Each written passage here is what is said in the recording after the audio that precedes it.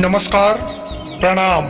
सभी सहारा पीड़ितों एवं जमाकर्ताओं व कार्यकर्ताओं का हार्दिक स्वागत करता हूं एक और नई वीडियो में आपके अपने YouTube चैनल इन्फॉर्मेशन विद पीके पर। मैं हूं पिंकू कुमार प्रजापति और आप देख रहे हैं इन्फॉर्मेशन विद पीके। दोस्तों, आप में से जिन लोगों का भी पैसा सहारा इंडिया कंपनी के तहत सहारा की अलग अलग सोसाइटियों में से यदि आपका पैसा फंसा हुआ है तो इस वीडियो को लास्ट तक देखना आपके लिए नितांत आवश्यक है।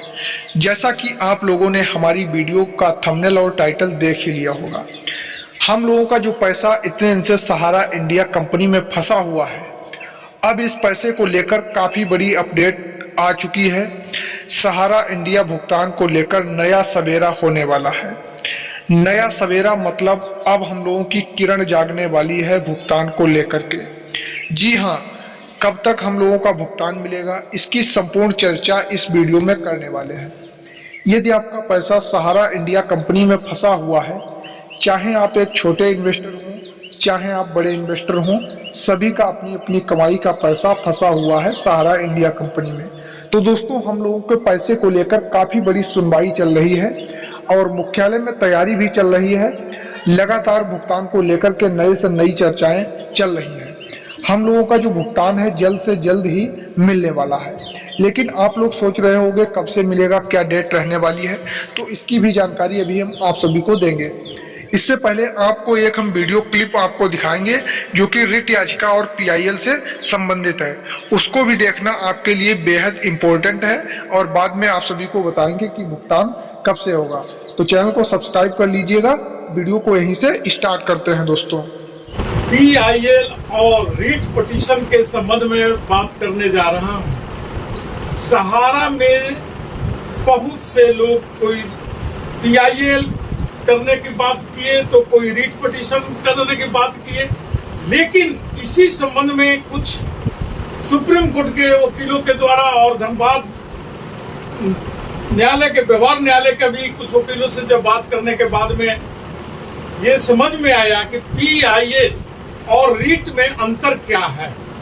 क्योंकि मैं एक वीडियो में ही सुन रहा था कि पीआईएल जब किया जाता है तो किसी एक ही मामला का दोबारा पीआईएल नहीं किया जा सकता है, जो कि हमारे सहारा के साथ में भी ऐसा ही कुछ हुआ कि वहां पर ऑलरेडी से भी सहारा का जो मुख्य केस चल रहा है उसमें ऑलरेडी पीआईएल में अमित शाह जी जो सहकारिता मंत्री हैं उन्होंने और उसमें जाकर के पीआईएल दाखिल किए थे। और इसके चलते ही झारखंड का एक मामला आया था जो विश्व भारती जन सेवा संस्थान के द्वारा करार किया गया था।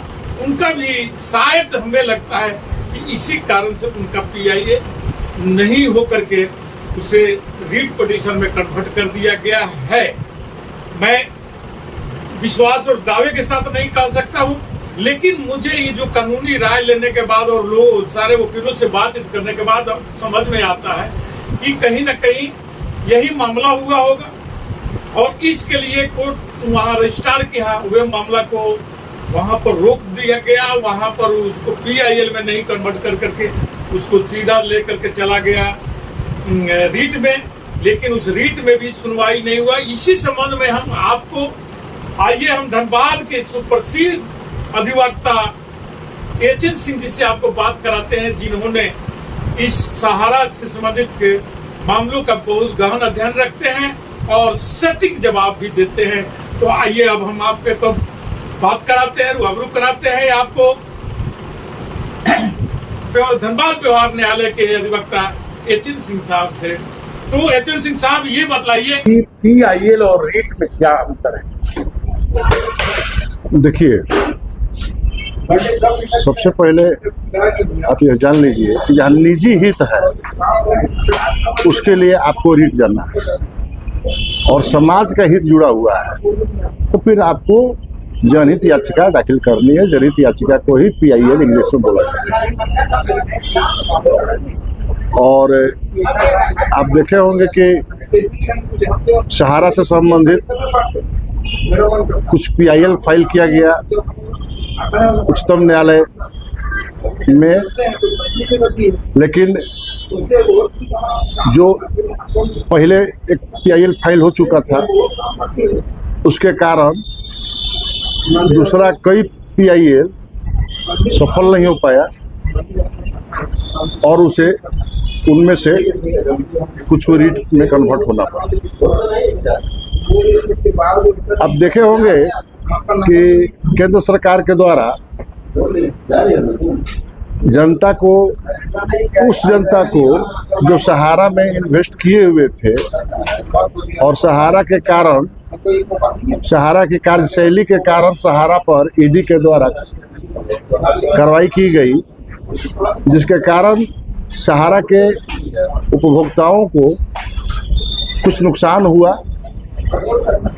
और उनकी समस्या के समाधान करने के लिए, जैसा कि आप लोगों ने वीडियो क्लिप को देख लिया होगा, इस वीडियो क्लिप में क्या बताया गया है, रिट याचिका और PIL को लेकर के संपूर्ण चर्चा की गई। रिट याचिका और PIL से संबंधित जानकारी तो आपको इस वीडियो क्लिप के द्वारा ही मिल गई होगी, इसको बताने की जरूरत तो अब है नहीं। लेकिन अब हम बात करने वाले हैं सहारा इंडिया कंपनी में जो फंसे हुए पैसे हैं, इतने इनसे भुगतान फंसा हुआ है, लगभग कई वर्ष हुए जा रहे हैं और भुगतान न मिलने से अनेक गरीब सहारा पीड़ितों को अनेक मुसीबतों का सामना करना पड़ रहा है। तो इसी के संक्षेप में हम जो बताने वाले थे कि सहारा इंडिया की नई किरण जागने वाली है, यानी कि भुगतान को लेकर जल्द सवेरा होने वाला है। तो दोस्तों, अभी हमने बताया था कि देखिए ऐसा है, भुगतान को लेकर के मुख्यालय में लगातार तैयारी चल रही है, भुगतान को लेकर के मुख्यालय में जो है तैयारी चल रही है। अब तैयारी चल रही है, धीरे धीरे जो है भुगतान की प्रक्रिया को आगे बढ़ाया जाएगा और भुगतान किस प्रकार से मिलेगा इसको भी जान लीजिएगा। आप लोग यही तो मेन बड़ी बात है, जानना चाहते होंगे कि भुगतान भाई किस प्रकार से होगा। ऐसा ना हो कि पोर्टल के माध्यम से ही भुगतान हो या फिर से कोई समस्या आ जाए पोर्टल पर या फिर से अप्लाई करने की कोई बात हो, तो जान लीजिएगा पूरी खबर। देखिए दोस्तों, ऐसा है, इस बार पोर्टल के माध्यम से भुगतान होना बहुत ही दूर की बात है। दूर की बात इसलिए है, आप लोगों ने देख ही लिया है पिछले एक वर्ष से 18 जुलाई 2023 से हम लोगों ने सहारा रिफंड पोर्टल पर CRCS की ऑफिशियल वेबसाइट पर हम लोगों ने जो आवेदन किया था, उस आवेदन को किए हुए एक वर्ष हो गया है और उस आवेदन से हम लोगों को क्या लाभ मिला, सिर्फ और सिर्फ डेफिशिएंसी का मैसेज देखने को मिला, न कि भुगतान की कोई समस्या सॉल्व हुई और न ही हमारे कहीं पैसे वापस हुए और पैसे बल्कि खर्च ही हुए। तो इस बार जो है हम लोगों का भुगतान सहारा कार्यालय के माध्यम से ही मिलेगा, ब्रांच के माध्यम से ही मिलेगा। हमने कई प्रीवियस वीडियो में दिखाया और बताया, कई वीडियो क्लिप के माध्यम से दिखाया कि भुगतान इस बार जो है कार्यालय के माध्यम से ही मिलेगा। जब भी मिले, काफी बड़ी तैयारियां चल रही है भुगतान को लेकर के। अब देखो कितना समय लगता है हम लोगों के भुगतान को लेकर के, लेकिन भुगतान जल्द से जल्द मिलने की तैयारी चल रही है।